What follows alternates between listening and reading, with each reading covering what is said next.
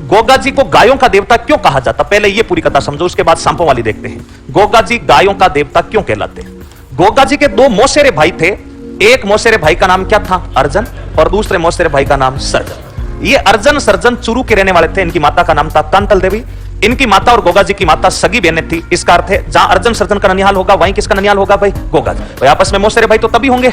अब अर्जन सर्जन और गोगा जी के बीच कोई ननिहाल की कोई जमीन थी, उस जमीन का कोई विवाद था। ननिहाल से कोई जमीन प्राप्त हुई थी जिस पर गोगा जी और अर्जन सर्जन का बराबर अधिकार था। गोगा जी अर्जन सर्जन के पास जाते हैं और कहते हैं अर्जन सर्जन वो जो जमीन है उसका मामला मिल बैठ करके सुलझा लेते हैं। अर्जन सर्जन ने कहा कौन सी जमीन गोगा जी, भूल जा, कोई जमीन वमीन नहीं है। क्योंकि अर्जन सर्जन उस समय चुरू क्षेत्र के दादा हुआ करते थे। चुरू क्षेत्र के क्या हुआ करते थे? दादा।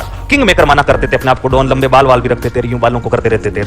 अब अर्जन सर्जन ने गोगा जी को धमकी दी, बोला हम तो जमीन छीनते हैं खुद लोगों की, आप हमसे जमीन मांगने आ रहे हो, भूल जाओ कोई जमीन वमीन नहीं है। गोगा जी ने कहा ये दादागिरी कहीं और करना, मेरे पास मेरी घरेलू सेना है। गोगा जी के कुल कितने पुत्र हुआ करते थे? 47। और गोगा जी के बताओ कुल कितने भतीजे थे? 52। ये बात मैं नहीं कह रहा, ये बात कवि मेह जिन्होंने ग्रंथ लिखा रावसाल, उस ग्रंथ में स्पष्ट रूप से लिखा हुआ है कि गोगा जी के कुल 47 पुत्र थे, गोगा जी के कुल 52 भतीजे थे। तो गोगा जी की तो घर की सेना है, क्या गोगा जी अर्जन सर्जन से डरेंगे क्या? नहीं। गोगा जी ने समझाया तुम ये दादागिरी कहीं और करना, यहां पर नहीं चलेगी। अर्जन सर्जन लगातार अड़े रहे। अर्जन सर्जन और गोगा जी के बीच में विवाद हुआ। विवाद के कारण गोगा जी ने अर्जन सर्जन को पराजित किया। पराजित करके अपनी जो भी जमीन वगैरह थी वो अपने हक में ले ली, यानी छीन ली।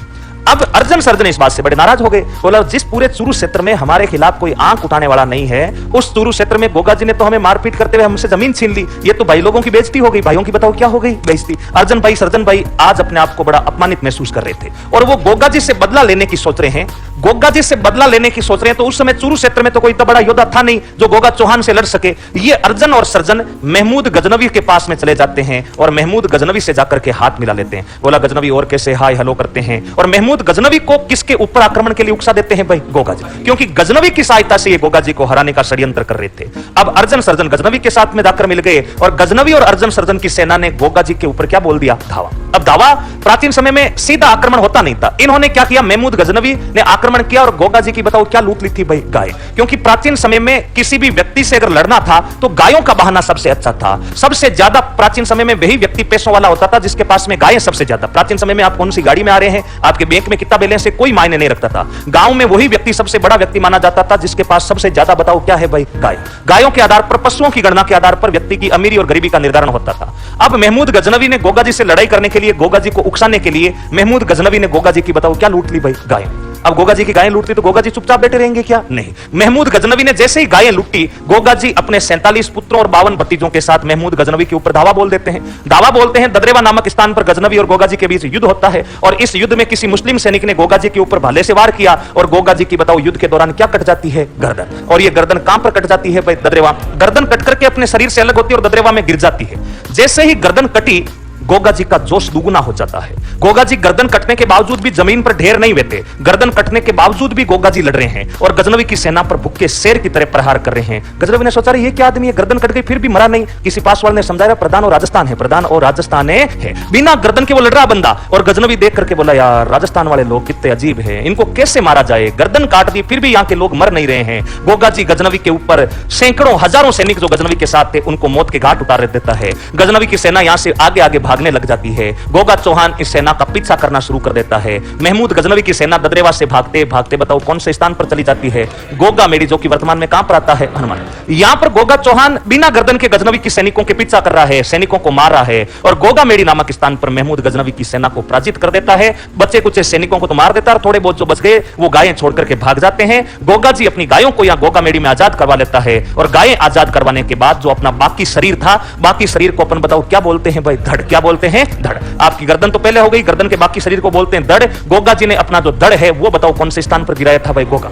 अब गोगा जी की शीर्ष यानी गोगा जी की गर्दन तो कहां गिरी थी? ददरेवा। गोगा जी के मंदिर को क्या कहते हैं? मेड़ी। कोई पूछ लेगा आपसे गोगा जी की शीर्ष मेड़ी कहां? ददरेवा। और धड़मेड़ी, धड़ शब्द को धीरे धीरे घिसते पिटते ये धड़मेड़ी वर्तमान में बताओ क्या बन गया? दुर्मेड़ी। यानी गोगा जी का जो बाकी शरीर गिरा था वो हनुमानगढ़ में गिरा था, तो गोगा जी की दुर्मेड़ी बताओ कौन से जिले में बनी हुई है? हनुमान। इसी स्थान पर महमूद गजनवी से अपनी गायों की रक्षा करते हुए वीर गति को पाने के कारण गायों के देवता के रूप में बताओ अपनी ख्याति कौन से लोक देवता रखते हैं भाई? गोगा जी। तो पहली बात तो ये हो गई आपके गायों के रक्षक देवता गजनवी के खिलाफ गो रक्षा करते हुए प्राण त्यागे थे। दूसरी बात मैंने आपको बताई, गोगा जी बताओ किसके देवता कहलाते हैं? सांपों।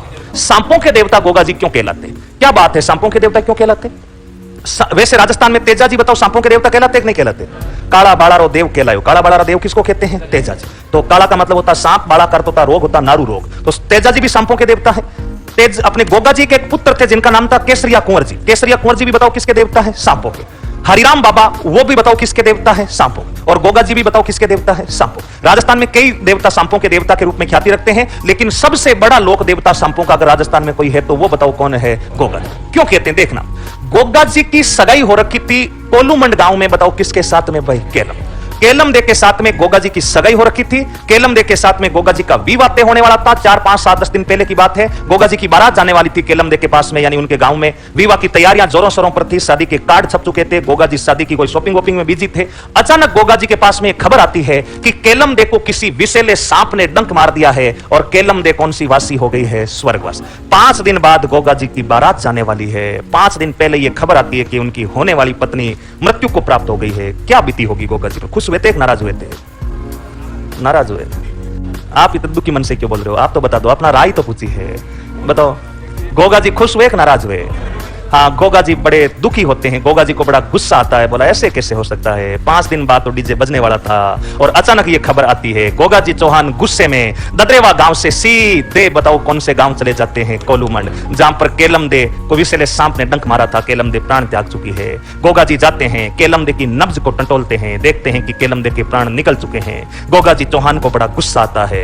गोगा जी अपने ससुराल वालों को कहते हैं कि आप फॉर्च्यून रिफाइंड सोयाबीन ऑयल लेकर आइए। क्या लेकर के आइए? Fortune refined soybean oil. इसके ससुराल वाले कुछ समझे नहीं। गोगा जी ने कहा कि आप तेल लेकर आइए, जितना मैं कह रहा हूं उतना आप काम कर दीजिए। एक तेल लाया जाता है। गोगा जी एक भट्टी लगाते हैं। उस भट्टी के ऊपर एक कढ़ाई रखी जाती है। कढ़ाई में वो तेल डाला जाता है। भट्टी में आग लगाई जाती है। इस तेल को गर्म किया जाता है। तेल उबाल मारने लग गया था। तब गोगा जी पास में कुर्सी लगाकर बैठ जाते हैं और अपनी देवीय शक्ति का प्रयोग करते हुए मंत्रोच्चार करना प्रारंभ कर देते हैं। गोगा जी वहां भट्टी के पास में बैठ करके कुछ मंत्र पढ़ रहे हैं। गोगा जी के मंत्रों में वह शक्ति थी। गोगा जी के मंत्रों को सुनकर यहां आसपास में जितने भी काले सांप बिलों में छुपे हुए थे, वो सांप अपने आप ही आते जा रहे हैं और इस गर्म तेल की कढ़ाई में बताओ क्या होते जा रहे हैं? फ्राई। यानी गोगा जी के सांपों से, मंत्रों से वो सांप पागल हो गए थे और अपने आप ही आकर के इन गर्म तेल की कढ़ाई में फ्राई होते जा रहे हैं। गोगा जी ने सैकड़ों सांपों को इस गर्म तेल की कढ़ाई में भून करके राख कर दिया था। गोगा जी अब भी मंत्र पढ़ रहे हैं और भी सांप आते जा रहे हैं, इस गर्म तेल की कढ़ाई में गिरते जा रहे हैं। इस पूरे दृश्य को सांपों का सबसे बड़ा, नागों का सबसे बड़ा जो देवता है उसका नाम क्या है? ताक्षक। यानी जितने भी सर्प हैं उन सर्पों के देवताओं में जो हेड ऑफ डिपार्टमेंट एचओडी है, यानी सबसे बड़ा जो सांपों का देवता है उसका नाम बताओ क्या है? ताक्षक।